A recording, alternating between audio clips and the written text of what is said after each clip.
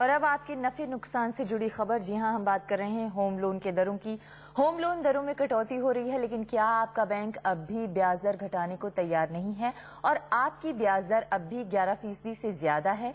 अगर ऐसा है तो आप अपने लोन को कम ब्याज लेने वाले दूसरे बैंकों में ट्रांसफर करा सकते हैं, लेकिन इसके क्या फायदे हैं और क्या नुकसान, जानते हैं इस रिपोर्ट में।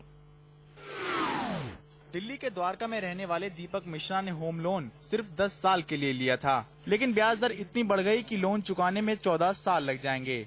अब दीपक अपना लोन ट्रांसफर कराने की सोच रहे हैं। अपने टेन्योर को कम करने के लिए, मेंटेन करने के लिए हम सरकारी बैंक में अपना लोन ट्रांसफर करने के लिए बहुत सीरियसली इस बात को हम सोच रहे हैं। सरकारी बैंकों की ब्याज दर निजी बैंकों से 2 से 3% कम हो जाने से होम लोन वाले ट्रांसफर का विकल्प तलाश रहे हैं, लेकिन इसकी भी एक कीमत है।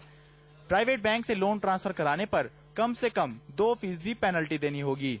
जिस बैंक के लिए ट्रांसफर लेंगे वो प्रोसेसिंग फीस भी लेगा, जो आधा फीसदी के करीब हो सकती है। 5,000 रुपए कागजात तैयार कराने के लगेंगे। अगर आप 20 साल का 20 लाख का लोन ट्रांसफर करा रहे हैं तो आपको करीब 56,000 रुपए चुकाने होंगे।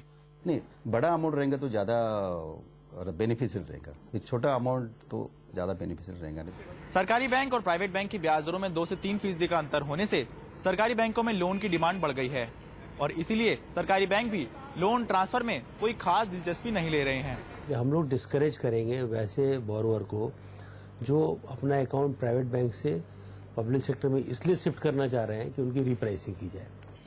ब्याज दरें लगातार घट रही हैं, इसलिए कुछ बैंक ट्रांसफर पर लोन 5 साल तक के लिए फिक्स भी कर रहे हैं, जिससे बाद में और ब्याज दर घटने का फायदा आपको नहीं मिल पाएगा। फैसला आपका है, आप राहत अभी चाहते हैं या कुछ समय बाद। नई दिल्ली से शरद शर्मा, एनडीटीवी इंडिया के लिए।